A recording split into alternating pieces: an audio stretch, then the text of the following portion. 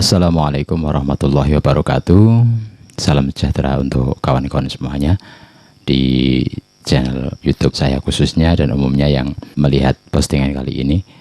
Di season ini mungkin kawan-kawan di channel saya agak berkerut ya, kok apa ini seperti itu. Masih tetap berhubungan dengan masalah kepentingan kita sebagai seniman di atas panggung yang kadangkala memang ada poin-poin tertentu atau saat-saat tertentu yang kita harus berjalan tidak sesuai dengan apa yang kita harapkan.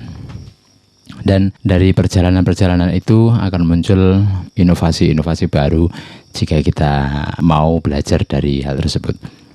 Dan kembali ke topik kali ini sesuai dengan judul di bawah, saya ingin sekedar share pengalaman pribadi kepada teman-teman pemula khususnya yang memiliki kendala untuk belajar MC yang basicnya ala Jawa ya. Masalahnya ketika saya pencarian di YouTube ternyata kok tidak ada ya untuk panduannya bagaimana cara kita belajar dari dasar, istilahnya amatir MC kepepet, agar kita bisa belajar dari nol tentang gimana sih tahu-tahu kita sudah melihat si A si B itu MC-nya pintar. Sebenarnya dari awal memang selalu ada perjalanannya waktu ya, melalui beberapa pengalaman dan kejadian-kejadian mungkin yang kadang bagi mereka juga tidak enak, tapi taunya kita sudah jadi itu. Kalau untuk MC nasional saya rasa banyak sekali tutorialnya, tapi kalau untuk MC ala campur sari hiburan model Jawa Timur khususnya Jawa Tengah, Jawa Timur itu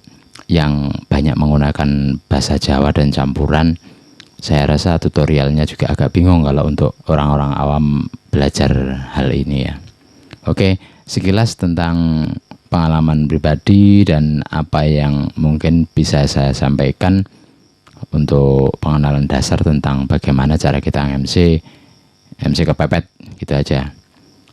Pada saat kita menghadapi event-event di acara orang hajatan, yang perlu kita tahu sebelumnya, dasar dari MC, Master of Ceremony ya, MC itu sebagai penguasa waktu pada saat itu. Sering kita mendapatkan timing waktu yang kadangkala, misal pada suatu saat kita kena hajatan, resepsian, dan ternyata di situ ketika kita tidak membawa MC, kita ikut rias ya, dan ternyata di situ dalangnya MC mantennya tidak dari awal, jadi beliau datangnya khusus untuk acaranya sendiri, acara manten, dan kita sebagai player harus kebingungan untuk hal itu. Jadi di sini saya ingin sekedar pengalaman bagaimana kita menghadapi situasi yang tanpa MC. Jadi sedikit banyak walaupun mungkin bagi teman-teman player tidak ada minat untuk MC, tapi banyak juga dari player-player yang semula dulu player sekarang jadi MC kondang, banyak sekali. Mungkin awalnya juga karena kepepet seperti itu. Secara umum saja, entah itu dari kawan yang player ataupun kawan yang memang spesial mau belajar MC campur sari ya, ini bukan untuk MC dalang manten, itu ada sendiri. Untuk MC campur sari sebenarnya kita tidak harus terlalu formal, akan tetapi ketika kita menemui para tamu tersebut, priantun istilahnya, priantun sepuh, para pejabat, kita harus tahu diri. Jadi jangan sembrono untuk berbicara yang di luar kewenangan kita atau mungkin guyon yang sifatnya kurang pantas bagi kalangan orang-orang tertentu seperti itu. Panduan dasar yang saya ketahui tentang MC ya, pada pokok globalnya itu sebenarnya ada 3 macam. Jadi ada 3 poin. Yang pertama yaitu muqaddimah atau pembukaan. Yang keduanya isi. Sedangkan yang ketiga adalah penutup. Itu secara global. Nah, ketika kita tahu hal ini, tinggal kita memilah-milah lagi. Muqaddimah itu dibagi menjadi apa saja dan bagaimana saja, poinnya untuk siapa saja, itu termasuk untuk penghormatan dan lain-lain. Itu muqaddimah, mulai dari pembukaan ya, wajib salam, terus mengucapkan syukur, dilanjutkan sholawat, setelah itu isi. Masuk ke isi ini nanti ada jeda-jeda tertentu di mana kita harus formal. barang satu dua, misal 2 kali penyanyi berdiri ya, itu nanti kita isi kalimat-kalimat formal. Biasanya kalau untuk MC campur sari Jawa ya harus pakai basa Kawi luasnya. Kalau untuk penghormatan kepada tamu yang datang maupun tamu yang pergi. Dan baik tidaknya atau gayeng mbotene dalam hal isi itu tergantung kreasi kita sendiri. Dan itu tidak bisa kita paksakan karena tidak bisa instan.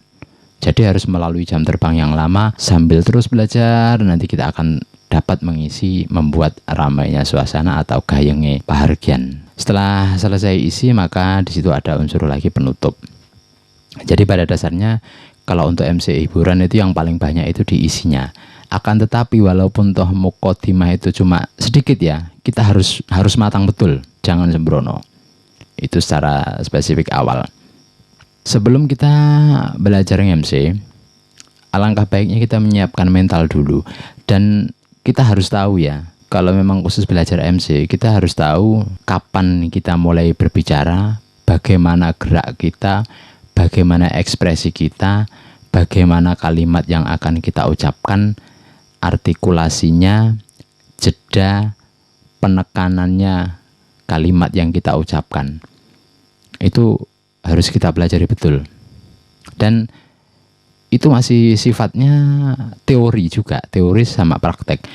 Kalau yang hal mental itu bisa dipelajari, akan tetapi itu membutuhkan trik yang agak rumit juga ya. Karena soal mental ini memang agak fatal, atau mungkin coba saya ulas sedikit tentang bagaimana cara kita menyiasati agar kita percaya diri dengan siapapun kita berbicara, kita akan tetap percaya diri. Hati-hati, percaya diri bukan sombong. Akan tetapi perbedaan antara percaya diri dan sombong itu sangat tipis. Dan yang bisa menilai hanyalah orang lain. Kalau kita sendiri tidak akan bisa menilai diri kita sendiri. Kalau untuk membedakan saya ini percaya diri apa sombong, itu yang bisa menilai orang lain. Setelah kita menyiapkan mental, untuk tata cara kita nge-MC, misal mulai dari busana yang pantas ya, kayak saya ini, minimal kayak saya kalau untuk campur sari. Jadi busananya minimal seperti ini, syukur kalau kita menggunakan selempang. Dan gerak dari ketika kita akan berbicara itu minimal mungkin seperti ini. Coba saya praktekkan. Hati-hati. Ada dari beberapa rekan-rekan itu yang mungkin karena merasa sudah terbiasa dan akhirnya agak sembrono ya. Mungkin karena sudah terbiasa, ketika akan mengucapkan salam, dia kondisi belum siap. Jadi misal dari duduk seperti ini, Assalamualaikum warahmatullahi. Ini tidak etis. Jadi etika ketika kita akan berbicara, memulai berbicara MC, itu kita harus siapkan betul. Jadi jangan lupa catatan, ini nanti sangat penting selain ini sebagai aksesoris kita dalam MC. Misal seperti ini ya, misal. Siapkan dulu pandangan ke depan, napas ditata, badan tegak, tangan usahakan seperti ini minimal, sambil memegang kertas seperti ini. Nah, baru setelah siap kita bicara. Assalamualaikum warahmatullahi wabarakatuh. Jeda, jangan keburu dilanjutkan. Jeda seolah kita berpikir, walaupun pada saat itu kita sudah tahu apa yang akan kita ucapkan. Jeda sebentar, lalu kita lanjutkan.